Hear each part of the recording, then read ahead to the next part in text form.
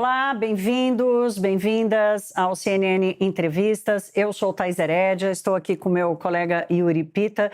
Nós vamos entrevistar o psicólogo e escritor Jonathan Haidt. Psicólogo social, Jonathan Haidt estuda há anos o impacto do uso excessivo das telas, do celular, dos tablets, isso tudo na saúde mental das crianças e dos adolescentes. Uma epidemia de transtornos mentais nesta faixa etária, assim que Haidt classifica o que está acontecendo agora. E essa pesquisa de Haidt acabou virando tema do seu livro, A Geração Ansiosa, que figura na lista dos mais vendidos há mais de um ano, não só nos Estados Unidos, mas em muitos outros países. O pesquisador e professor norte-americano chega ao Brasil para debater esse tema no evento Fronteiras do Pensamento, mas antes ele atende aqui a CNN Brasil e fala conosco no CNN Entrevistas. Jonathan, hello. Thank you very much for speaking with us. I'll start. You're coming to Brazil next week, and I would like to know, I know that you spent some time here, but I would like to know how much of the cultural and the reality differences between the countries affect the degree of the impact or the effects of screens and social networks on children. No, thank you for that question. I'm very much looking forward to my return to Brazil. I spent 2 months in Brazil in 1989 doing my dissertation research. I know the country has changed a lot since then. What we're finding is that all around the world, young people used to be much happier than middle-aged people. But now, all around the world, young people are less happy and much less happy than they were. So that we know from research by David Blanchflower is across the whole globe. When we look specifically at research on depression and anxiety, what we find is that it's up in almost all Western countries, but it's up a little less in countries that have strong social cohesion, in which children are anchored in groups, in religious communities. So there are definitely cultural variables that affect the extent of the mental health crisis, but the crisis appears to be hitting the great majority of Western countries. Jonathan, thinking about what you just have said, what's the difference between, for instance, we have the data about anxiety between teenagers that we didn't have decades before. How much are we and health services paying attention to that they didn't decades ago, 50 years ago, maybe, for example? No. Yeah. So many people have said, oh, it's not real. It's just young people are more comfortable talking about it now, or psychiatrists are more likely to diagnose it now. Many people have suggested that this is not a real epidemic, but that's wrong. And there's several reasons why I'm confident in that. The first is that all of the different forms of data show the same graph. So when we look at self-report data from teenagers, we have very good data in the United States going back to the 1970s. So we see no real ups or downs, no real change from the 1990s to 2010, even 2011, there's no sign of a change. And then all of a sudden, the numbers start going up very, very quickly around 2013, 2012, 2013, numbers go up. And that happens in many, many countries at the same time. And if it was just changes in how we diagnose things, well, then we wouldn't see it being flat until 1 year and then suddenly going up. Even more importantly, when we look at behavior that is not self-reported, that is not even diagnosed, things like self-harm. In America, we have very good data on who goes into a hospital and why. And so we can see the percentage of teenagers who go into a hospital because they harmed themselves. Usually they cut themselves with a sharp object, they're bleeding, their parents rush them to the hospital. Those also were very flat from the 90s through about 2010, 2011. And then all of a sudden, they go shooting up. And the same thing happens in the UK, similar things in Australia, Canada, Northern Europe. So whether we're looking at psychiatric diagnoses or self-report or objective behavior, they all show the same pattern across many countries. So I am very confident that this is real. This is not an artifact of changing diagnostic criteria. Jonathan, we're both parents. We have teenagers at home, and I actually put a lot of restricts to my sons. But the screens have often functioned as a pacifier, as a tranquilizer, as a medicine for children, because this is a convenient way for parents to gain time, even privacy in their lives. So given this dynamic, shouldn't the treatment begins with the parents? Because how much are we to blame? Well, it is certainly true that parents have the primary responsibility for their children's safety. But when you have a situation in which 90% of families are struggling, then it can't be the parents' fault. And when you have a situation in which the companies are pushing these devices on schools, pushing it to make sure that kids are on screens for so much of the day, that can't be parents' fault. And when we have quotes from the companies, I have put out on my Substack, afterbabble.com, we have put out quotations from the companies that were gathered by lawyers, by attorneys during lawsuits. We know that the companies are aiming to addict our children. That is their explicit goal, is to keep our children on as long as they can.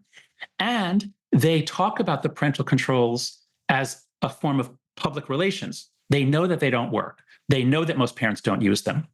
So yes, parents need to change their behavior, but most of us are struggling. And if so many of us are struggling and it's so hard to keep your child off, maybe the fault lies with the device makers and the app makers and the complete failure of regulation until now. Brazil, you've actually begun to do some things. In America, at the federal level, we've done nothing ever. Yeah, that's one interesting question. How societies can achieve regulations, or governments can achieve other policies to deal with big techs if the big techs themselves don't take any responsibility or don't make any changes in their way of working with the algorithms and their platforms. Mm-hmm. What do you think? How would you share the responsibilities of this environment, digital environment we're living in, and how can we deal with the responsibilities? Yeah. So the United States accidentally created a monster. In the 1990s, we invented the internet largely, and we wanted it to grow. And of course, the companies were giving a lot of money to our representatives. But we all thought the internet was going to be amazing, and it is amazing. And so the US government put in place some rules, for example, that the companies can take data from children. They don't need the parents' permission. As long as the child says that she is 13 years old, you just have to say you're 13. That's all. And then the companies can treat you like an adult. So we created a monster. Oh, we also said parents cannot sue the companies because the companies showed their child material about how to commit suicide or about eating disorders. So we created a monster. We said to these companies, you can do whatever the hell you want to children. Do anything, as long as they say they're 13. They just have to lie and say they're 13. You can do anything you want to them, and we cannot sue you. So that's American law, unfortunately. And that's why we've never succeeded in regulating or suing these companies. So we created a monster. But American law does not apply in Brazil or in the EU or in Australia or the UK. And all of these places are taking action. We need you. We created the problem. We cannot solve it. Our Congress is broken. Our political system is in big trouble. We're not able to do hard things anymore in the United States. But you can, and you already have. So the two big examples where legislation is essential and is happening are phone-free schools. And Brazil is, I think, the biggest country so far to do that. More than a dozen countries have said their schools are going to go phone-free for the whole day, not just during class, for the whole day. So I'm so thrilled that Brazil did that last November, I think it was, or December. Yeah. And then the other thing, which I hope you'll consider, is raising the age to open a social media account to 16. Right now, you can be 8. years old, and you can open accounts on Instagram and Pornhub, and you can open accounts anywhere you want, as long as you say you're 13 or 18. So Australia passed a law raising the age to 16. You have to say you're 16, and the companies have to verify that. For the first time, the companies will bear some responsibility for the nuisance, for the damage that they are causing. I'm hopeful that in Brazil, you'll consider similar legislation. A number of countries are considering following Australia on this. So would you say, sorry, Thais, would you say this Brazil and Australia, this kind of policies are the best examples you have? Like a benchmark. Yeah, it's a benchmark, yeah. Yes, those are the two best, and here's why. So in the anxious generation, I think one of the big contributions was to show people how this is what is called a collective action problem. Each of us as parents, we want to say, no, you cannot have an account on Instagram when you're 11 years old. And our daughter says, but Dad, everyone else in my class is on Instagram. I'm being left out. And so most of us give in. I didn't. I've kept my children off of social media, even though it has caused problems for them. So it's a collective action problem. We're each trapped as individuals, but if we act together, we can escape. And so I proposed 4 norms that will roll back the phone-based childhood, roll back the high levels of addiction. The first is no smartphone before age 14. That should be a norm, a social norm, not a law. I don't want government saying that a 13-year-old can't have an iPhone. The second norm is no social media before 16. For that, we need government help, because any child who can get to the internet can open as many accounts as she wants. So we have to raise the age to 16 and have that be true in many countries and for all the platforms. The third is phone-free schools, which you've already done. And the fourth is far more independence, free play, and responsibility in the real world. We have to give kids back fun, time with each other. We can't just take away the devices and say, just sit and read books all day long. Yeah. So with those 4 norms, we can make a major change. And the phone-free schools and the raise the age, those are pretty straightforward and relatively easy to do. Jonathan, I saw some of your interviews, and all of us made some kind of a therapy with you. We shared, and we asked for solutions and everything. So I'm going to do my part as well. We are in a society that the parents became very or super protective. And at the same time, they want to spend the quality time. They want to play with the kid, almost playing like other children, being other children, right, to play with your son. So your rule talks about responsibility and independence. How can we get back to that? Because, as in Brazil, we are a very violent country, and we simply cannot let the children go out. So how can we deal with that? Yeah. No, I understand. So in the United States, we had a lot of crime in the 1970s and 1980s. When I was growing up, there was a crime wave, but kids went out and played. The criminals generally didn't rob children. So, we saw drug dealers, there were crimes, but all the way through the 1980s, all children went outside, even in big cities. And it's in the 1990s in America and the UK and Canada, in the English-speaking world, in the 1990s, we got very afraid of kidnapping and of sexual abuse. And so we pulled our kids inside. We stopped trusting them to walk to a friend's house. We stopped trusting them to ride their bicycle to school. We stopped trusting our neighbors to help our children if they needed help. So at least in the English-speaking countries, the overprotection was not related to real crime rates. The crime rates were going down. They're much lower now than they were when I was growing up. Now, I understand that in Brazil, especially in your cities, you have higher crime rates than we do. So it may not be possible in many parts of Brazil to just say, go out, don't come back until dinner time, on a Saturday or Sunday. Maybe that's not possible. But first of all, that probably is possible in many parts of Brazil. And so I would urge families that that are in a safer part to let that happen. But here's two pieces of specific advice. One, the one place that parents do trust their kids to play outside is on the school playground. And so I co-founded an organization called Let Grow. If you go to letgrow.org, we guide you through what to do to create a play club where, let's say every Friday or maybe every day after school, you have one person near the playground and the kids can just play free. There's no supervision. There's no organized games. Let them make up their own games. The other thing for parents in neighborhoods is if you can identify, here are 5 families that are cooperating, the kids can go between. They can go to your house, they can go to my house, they can go over there, they can go here, but they'll be in a group, so they're going to be very safe. Criminals are not going to kidnap a group of kids. So if parents cooperate and say, here, you guys play together every Wednesday or every day after school or every Saturday, and you can roam around as you please among these places or this store or this restaurant or this ice cream parlor. We have to work harder than my parents did in the 1970s, but we can still do it. What about the quality time? This reference now that every parent wants to give to their children, is it okay? Mm-hmm. Are we doing well?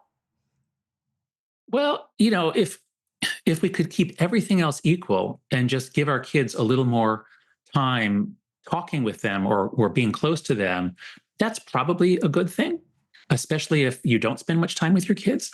But my book, The Anxious Generation, is not really about social media. It's really about childhood. And what children most need to do is to be out playing, exploring, having adventures.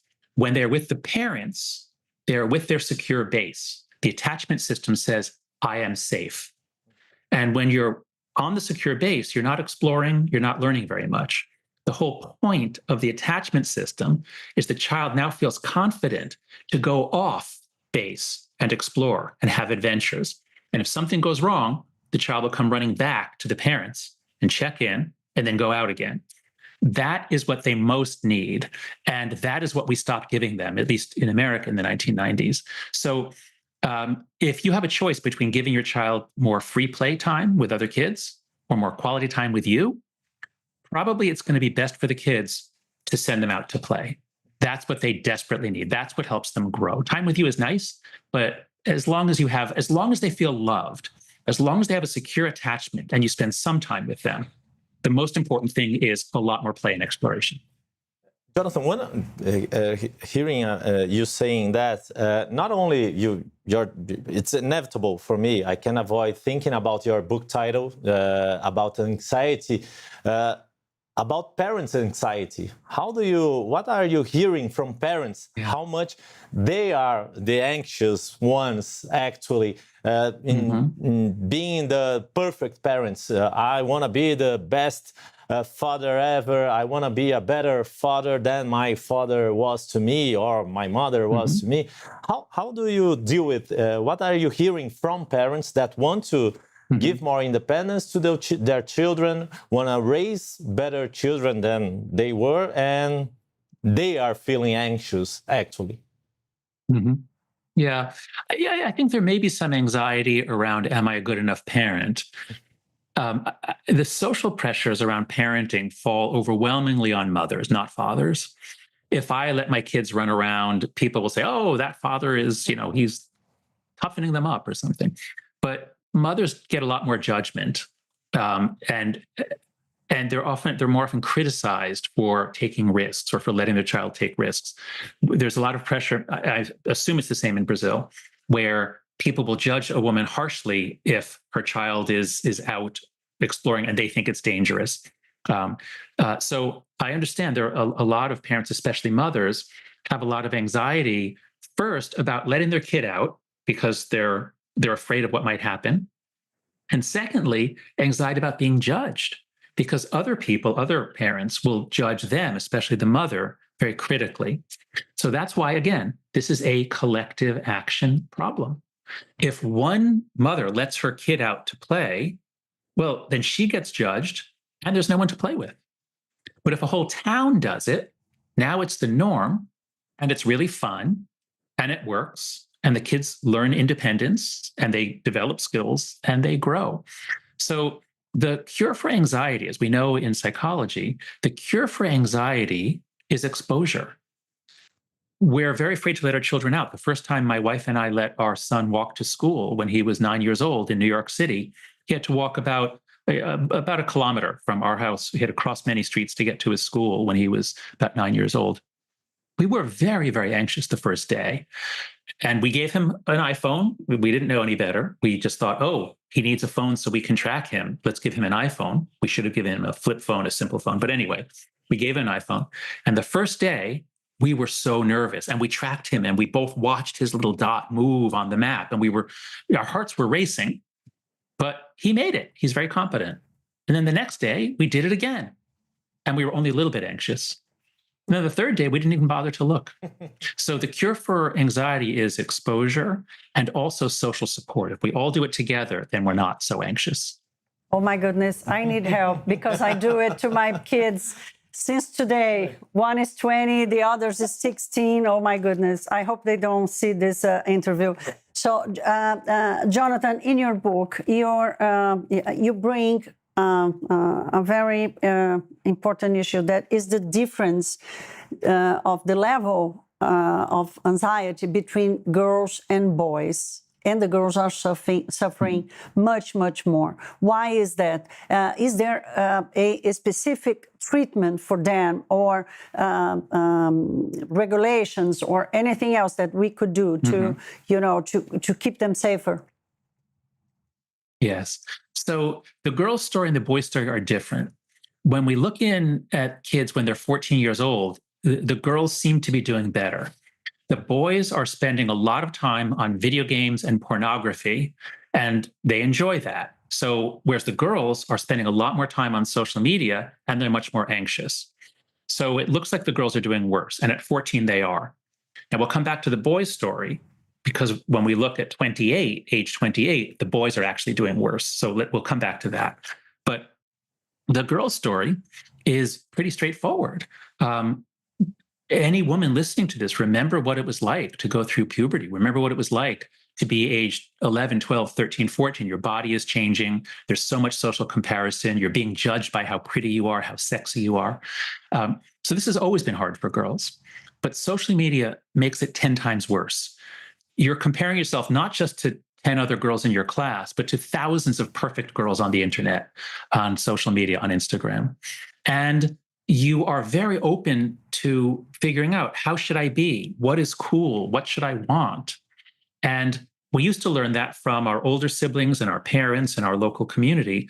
But now we learn it from influencers who are only famous because they have a lot of followers. And they are pushing ideas that are very harmful for girls' development. So social media is harming girls by social comparison, by bad influences about development, by sexual predation. Girls get harassed and sexually exploited a lot more often on the internet than boys do. They're exposed, they're more open to other people's emotions. So if girls are sharing their feelings, that's not a good thing if you're sharing it very widely and everyone is now immersed in girls' stories about anxiety. That actually makes girls more nervous. So I think the simplest cure is don't be on social media. Do not ever let your daughter have Instagram or Snapchat or TikTok. There are others, but those are the three biggest platforms. Those are the three that own our children's childhood. Now, I know, look, if your kid is 15 or 16, I'm not saying take them off, because then their whole life is there. I'm not saying you should take them off, but you need to try to get it off their phone so they're not always on it, because many of our girls, especially, they'll spend every waking moment. In the US, 5 hours a day is the average amount of time just on social media. So I'm mostly hoping that we can change our norms to protect the next generation of girls from ever getting on social media, at least until 16. And for those that are and are already anxious, it turns out when they get off, if they quit Instagram, or if they just check it once a week to keep up, just check it an hour on Saturdays or half an hour every Saturday, and that's all, they get much healthier. When kids go away to camp, summer camp, in America, some kids go to a sleepaway camp. They come back 3 or 4 weeks later, they didn't have their phone, their anxiety is gone.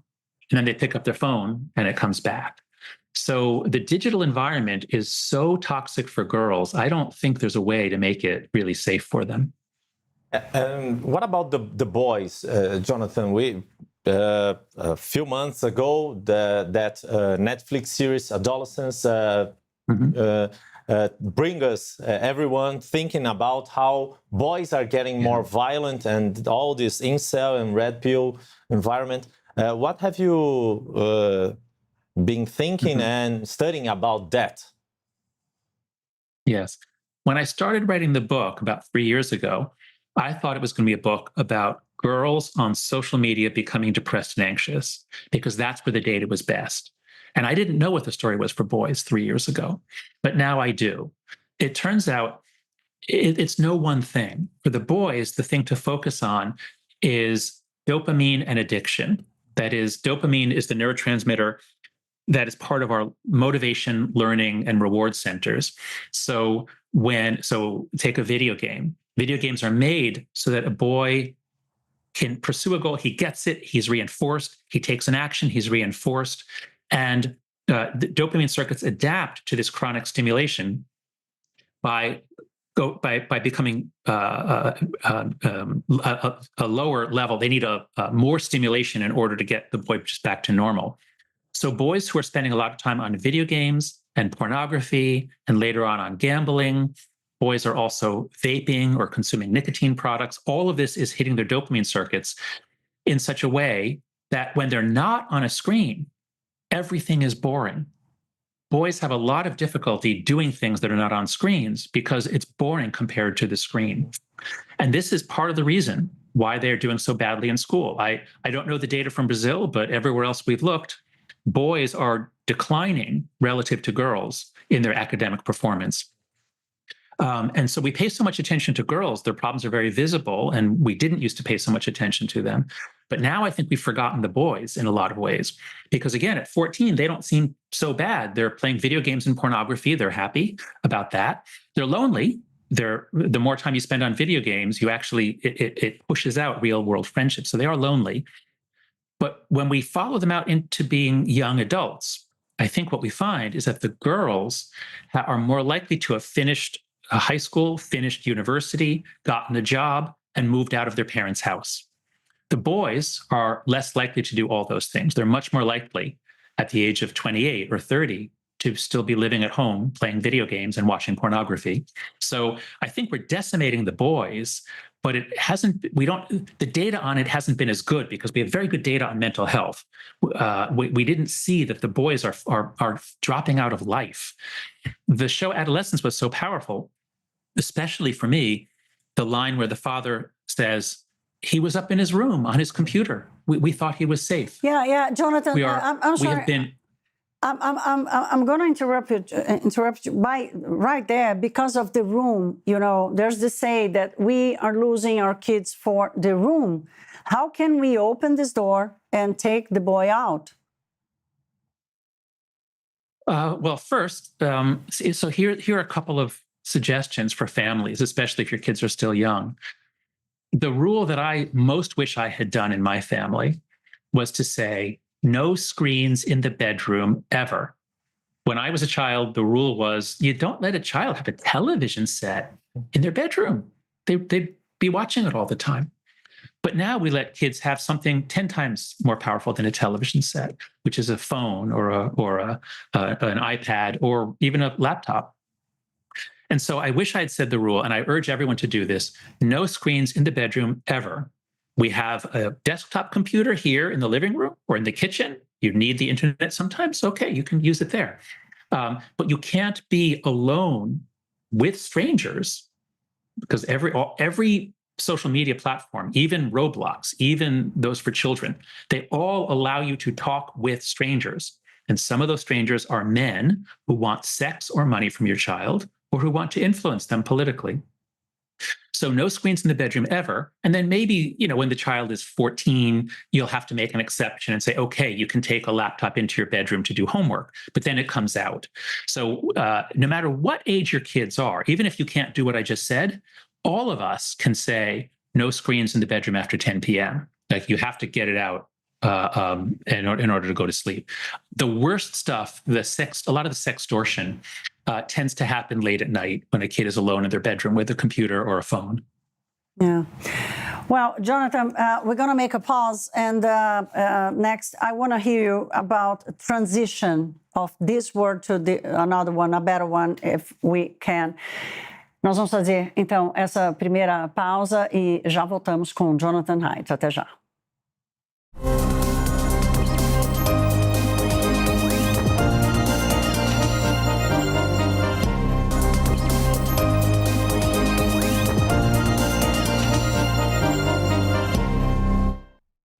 CNN Entrevistas está de volta. Estamos conversando com o psicólogo e escritor Jonathan Haidt, autor do A Geração Ansiosa, um livro best-seller há mais de um ano, não só aqui no Brasil, mas em vários lugares do mundo. Yuri, você volta com a pergunta. But, Jonathan, have we achieved the point of no return? Or you are very optimistic about your rules, your norms, how parents can deal with this digital world and how societies and governments can deal with it. So I suppose we're not in a point of no return, but are we getting close to that?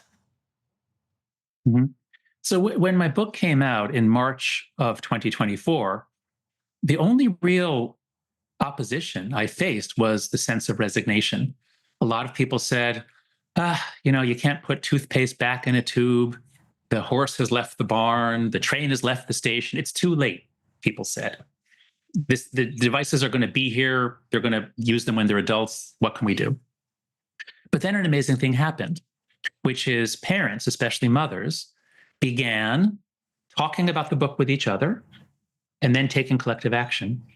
All over the United States, Britain, Canada, Australia, these are the places I know about. I hope to learn what's happening in Brazil when I visit very soon.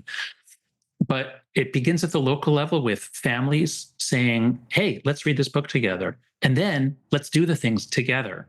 And let's delay giving our kids smartphones. So that's happening. Organizations, mostly started by mothers, are popping up. Oh, I'll find the name. There's a wonderful organization in Brazil.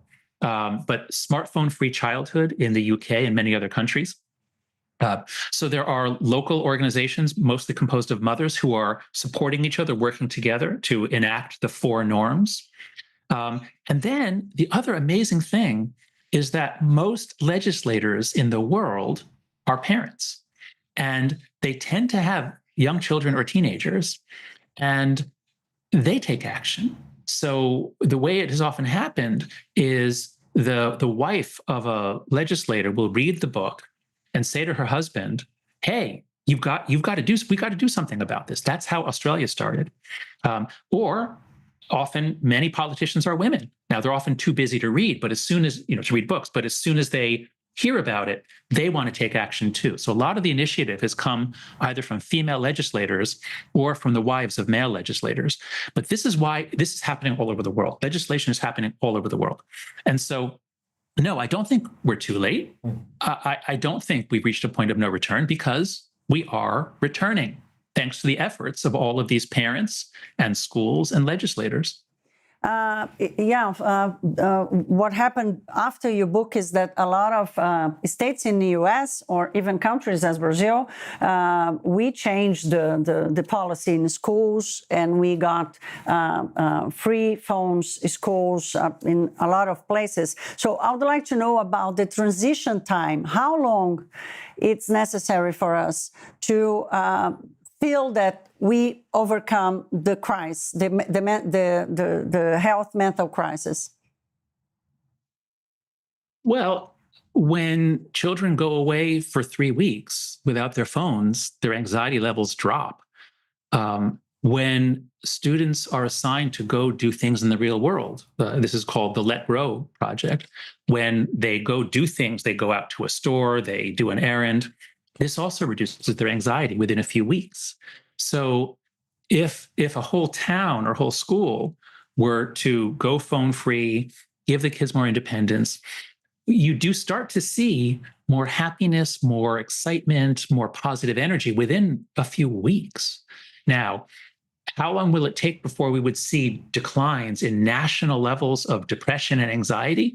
That would take several years, because it's going to take a while before everyone is doing this. Right now, it's especially the educated parents, the college-educated parents, who are much more active. And so to spread through society, that will take a few years. But families that make these changes and schools that make these changes tend to get pretty quick results. Again, if you do it alone, you're imposing a cost on your child and also a benefit. But if a group of families does it together, then very quickly childhood becomes more fun and the kids are happier. And Jonathan, when Thais was speaking about policies, changing policies, and you also said something about that. How the political polarization all around the world in many of Western countries deals with this? I mean, you feel that this issue about digital and childhood is away from political polarization between right and left. Mm-hmm. For example, in the US, Donald Trump and Democrats. Here in Brazil, between supporters of Lula and supporters of Bolsonaro. How do you analyze the political environment and these digital issues? Yeah. Well, so first, the group in Brazil is called Movimento Desconecta. So if you go to movimentodesconecta.com.br, that is the Brazilian organization of parents who are working together. Now, as for your question about politics, as you know, my country is very, very polarized. And I know that Brazil is as well, between left and right. But guess what? They all have kids. Republicans have children, Democrats have children, supporters of Lula have children, supporters of Bolsonaro have children. Everybody raising kids in the modern age is facing this problem, that these devices were designed to addict children. They are damaging mental health at a global scale, hundreds of millions of children. Never before have all parents in the world had something in common about a threat or a problem. Childhood used to be very different in different countries. And so for all these reasons, at least in the United States, I can tell you, a lot of the initiatives are coming from Republican governors and legislators. A lot are coming from Democratic governors and legislators. And even at the congressional level, in America, the tech companies have a lot of power over Congress, and they have a lot of influence over President Trump. But even within his circle, his wife, Melania, has supported regulations to get rid of sexual deepfakes. His son, Donald Trump Jr., has been supportive of the one bill he had in Congress to put some regulations on. So this is not a left-right issue. This is a parent's issue. And the only real objection is people who are afraid that privacy will be violated. That's a legitimate concern. But privacy is already being violated so vastly by the companies. So I think we can work this out. So, Jonathan, since Donald Trump was elected, diversity, equity, and inclusion policies are being ripped off, companies and schools and everything. And the conservative parents or political conservative people are saying that this is for the kids' protection. Is this a backward step? So, of course, DEI, diversity, equity, inclusion, is one of the biggest political issues in the United States. Many of us, I used to be on the left, now I'm in the center. Many of us, even on the left, think that DEI went too far and it did some things that were not based in science and that were not helpful. And so I think there is broad support for reducing and pushing back on DEI. So the parents who are concerned about it, I think, are not wrong. I've been concerned about it myself. It shows up sometimes in my children's education. So it has been a problem. And I don't think it's really impacting the phone issue. The issues that we're talking about here are children's mental health issues. It is causing enormous distrust of teachers and of the education establishment by people on the far right. That is one complication. But in general, these children's issues have been around phones and play have been separate from political issues around DEI. And Jonathan, thinking about all these last answers you have said, we are talking a lot about Western countries, Western society, and how US, Brazil, and European countries deal with it. Do you have seen any difference between Asian countries, for example, China or Japan? We heard a lot. I have a Japanese family by my mother's family. So I heard a lot about anxiety in Japanese youth because of the competition, about their future and things like that. Do you see any differences between Asian societies and their cultural issues in this digital environment? Yes. So we don't have much good data. I wouldn't trust any data coming out of China. Korea and Japan do have data, and we're collecting that. We have not analyzed it yet. What I can say is that in Confucian societies, that is the Chinese region, including Japan, Korea, China, Singapore, they have put so much pressure on their children to study, to pass exams, that in those countries, they crushed childhood many decades ago. Children get very little time to play in East Asian countries. And that, I think, is very bad for them. And that was true before iPhones came out. So those countries have had real problems. On the other hand, their children are very embedded in communities, in families, in a sense of duty and responsibility. So that has been protective, at least those factors being embedded are protective in Western societies. And so I'm presuming that they help there too. We need to understand what's happening. I think Korea and Japan are the best places to look because they're developed societies that do have good data. So I will be looking at that. One thing we know is that kids, especially in Korea, South Korea, boys are spending enormous amounts of time on video games, very little time talking with people. And one thing we know about South Korea is that the boys and the girls are becoming increasingly far apart politically and emotionally. And this makes the birth rate in Korea drop even more. I'm pretty confident that social media has some influence on that. Once all kids are on social media, all other trends are influenced by social media. That includes not just sex and sexuality, it also includes violence. I was just in the UK, and there was a report coming out on youth crime. There was much more violent crime from young people. And the report said that the big surprise was that social media was actually involved. Wherever they looked, social media was playing a role. So there are certainly cultural differences. It's a struggle for parents everywhere because the screens get more and more addictive. But we still need to do a lot more research on East Asia and South Asia. There's very little data from Africa. There is a little from Latin America. I'll be looking more by the time I arrive in Brazil. I will look into everything I can to understand what data is available in Brazil. Jonah, there's a lot of influencers, children influencers, that actually can have some income to the family.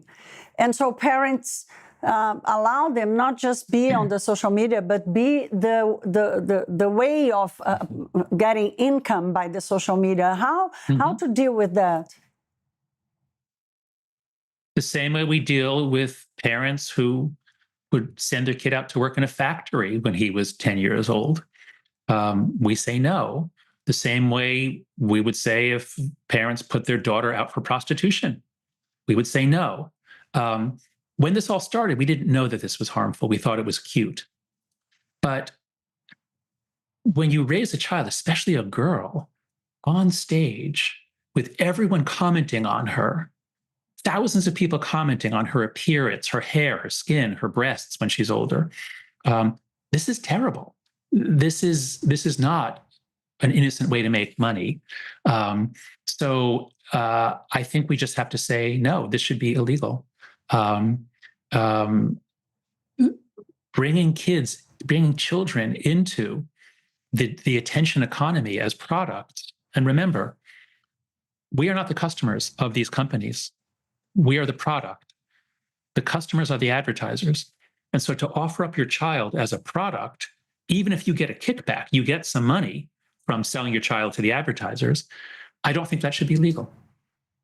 So the point is that, for example, the advertisers should be on focus of that. For example, policies, legislation regulating how old should a minimum age for influencers, for instance, that would be. Yeah. Is there any examples in the world? Do you know something about it? Well, we have labor laws. Children are not allowed to work in dangerous jobs before, it depends on the state. Sometimes it's 15, sometimes 16, sometimes 18. So I think we need to see making money on the internet from appearing, from being an influencer. You know, if a child wants to start a business when she's 8 years old, that's great. You know, the parents can help her and she can start a business making things or whatever she does. But being an influencer is so socially warping, and it is playing into the worst parts of internet culture. So I think it's now clear we just need to protect children from it. Plus, whatever is done to them, whatever the parents push them to do or say, that will haunt them for the rest of their lives. That will never go away. When they try to get a job 10, 20 years later, people will see what they did and said. When they want to date someone, that person will look them up and find everything they did or said. I don't think 7, 8-year-old children or 2-year-old children or infants can or should be asked to consent to having their parents mark their public future forever and ever in that way. Jonathan, unfortunately, we are heading towards a world that we're going to have more inequality. We're going to have fewer opportunities for the young people, especially the ones that have no good education. So how can we deal with, and actually the internet and the social media and the amount of information that these children have sometimes replaces the school, replaces the motherhood and the parenthood. So how can we, what's the way out of the way out of it? So I agree with your diagnosis. I think AI is going to create enormous amounts of value that will go to a small number of people. AI will bring us to a world in which there are very few entry-level jobs. Service people will be replaced. Drivers will be replaced. So there will be a big shortage of work, I think, for young people. I think the best way to prepare for this unknown future is to make sure that our young people are mentally healthy and that they have control of their attention. This is the big thing that I really want to emphasize. In my book, I focused on mental illness, anxiety and depression. And of course, if they're anxious and depressed, they're not going to be as successful. But the other thing that I should have focused much more on, that I'm only coming to see now, is the complete shattering of attention. When children are raised on TikTok, just always scrolling, it becomes very difficult for them to focus, very difficult to read a book. Many children will never read a book again. And these things push out social interactions. They have very poor social skills. And so this leads me to the conclusion that if you want to prepare your child for success in the digital future, you should protect your child from the worst harms of the digital childhood. And the main one is the destruction of the capacity to pay attention. If you can't attend to something for 30 minutes at a time without interruptions, you can't really do anything in this world. You're not going to be very useful to anyone else. So that's why I don't know what the future holds. I am very concerned. I'm very worried about how it's going to affect children and the economy and everything. So we really need strong, healthy, smart children. Unfortunately, the data shows humans are actually getting stupider since 2012. Our performance on tests for children and for adults is going down since 2012. We're all interrupted. We're all fragmented. We all have trouble paying attention. So we're getting stupider at the exact moment when our machines are getting smarter, and this can't be good. Hearing you saying that, Jonathan, we have been talking a lot about the effects of the pandemic of COVID-19 to economy, to society, and to relationship between people. Compared to the pandemic, this digital epidemic, it will last much longer, and we don't know yet what to do, or we are starting to know what to do. How do you compare the effects of the pandemic and how the pandemic affect this digital epidemic we are talking about now? Yeah. So first, in 2019, when I began writing about this, and in 2017, when Jean Twenge, who is a psychologist in California, she was the first to really write about this in a big way. By 2019, we were saying kids need a lot less time on screens and a lot more time outside playing. The mental health stats were horrible by 2019. This was all happening before COVID. Then COVID comes in, and rates of depression and anxiety continue to go up. They go up a little bit faster, but they're continuing to go up. Now COVID ends, and they've come down a little bit, but not much. So this was not caused by COVID. The vast majority of the damage was done before COVID. And now let's look at COVID. What did COVID do to kids? The virus didn't hurt them. Hardly any children got COVID. And if they did, they weren't harmed by it. So the virus didn't do anything to them. What did? Putting them on screens all day long. That's what happened to childhood, especially in developed countries. Children, 2, 3, 4-year-old children used to play a lot. They would go to preschool and they would play. 6, 7, 8, 9-year-old children, they would be in school talking with their friends and looking at the teacher. But then COVID comes, and what are they doing? Everyone is sitting in their room watching a computer or a tablet or a phone. So the damage from COVID was not caused by the virus. I believe it was caused by the reduction in real play and the vast increase in screen time. Childhood became digital during COVID. That was the real harm of COVID. And it shows in the children all around the world. Well, I don't know about all around the world. At least in the US, we know that academic achievement is going down. Rates of developmental problems. Children are showing up for school with language delays, behavioral problems. Our 5-year-olds are in big, big trouble because they were raised on screens, not with people. Yeah, we have the same problem here in Brazil, Jonathan. We just heard that a third of the Brazilian adults are considered functionally illiterate, so people that cannot understand a text or cannot do the simple math tests. So it's a challenge. So, Jonathan, we're coming to the end, and I would like to know what's coming next from you after the successful book that you wrote. Mm-hmm. Well, I got a contract to write a book. 4 years ago, I got a contract to write a book on what social media is doing to democracy. That was my original interest. That's closer to my earlier research on moral psychology. And it was going to be about how democracy is a conversation. And when that conversation moves on to Twitter and other social media, the conversation becomes horrible. And this is a real danger to democracy. So I'm hopeful that I will write that book eventually. I was supposed to start writing that book last fall. I thought I would put out The Anxious Generation. I'd promote it for a few months. I'd take the summer off. And then I'd start working on it October. I'd work on the new book. But now that I see what's happening around the world and I see the revolution that's happening, especially I call it a mother's revolution, it really is women around the world are really standing up and saying, we got to change this, we've got to change this. So I've realized that there's no point in me writing a book on democracy in the next few years. I'm going to put all of my energies into this, into helping other countries get a handle on this, pass legislation to restrain it, and get phones out of schools. So I'm just going to keep pushing on this, doing the research, responding to critics. There are some critics in psychology who say, oh, it's just correlation. There's no evidence of causation. But that's not true. I will present, when I'm in Brazil and on my Substack, we present so many different kinds of evidence. So that's what I'm doing for the next 3 years, this. Yeah, well, and as a father, I must say, Jonathan, hope more fathers get engaged in this issue too, not only mothers. It's a matter of everyone who raise a child. And me as a woman and as a mother, I thank you for that. But, Jonathan, I sense that we mothers are getting together. It's happening in my son's school, and I see everywhere. So are you coming, are you going to a lot of countries to talk about it? How the audience receives you? So far, I've only been to the UK twice.